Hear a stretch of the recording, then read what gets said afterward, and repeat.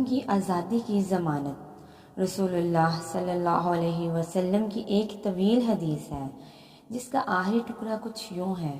آپ صلی اللہ علیہ وآلہ وسلم نے ارشاد فرمایا، وَإِذَا قَالَ لَا إِلَهَ إِلَّا اللَّهُ وَلَا حَوْلَ وَلَا قُوَّةَ إِلَّا بِاللَّهِ قَالَ اللَّهُ لَا إِلَهَ إِلَّا أَنَا وَلَا حَوْلَ وَلَا قُوَّةَ إِلَّا بِي وَكَانَ يَقُولُ مَنْ قَالَهَا فِي مَرَضِهِ ثُمَّ مَاتَ لَمْ تَطْعَمْهُ النَّارُ۔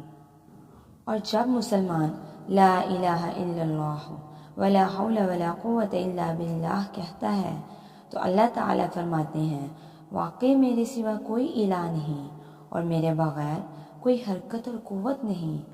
اور وہ کہتے تھے، جس نے اپنی بیماری کے ایام میں یہ بول بولا، پھر وہ وفات پا گیا، آگ اس کو نہیں کھائے گی۔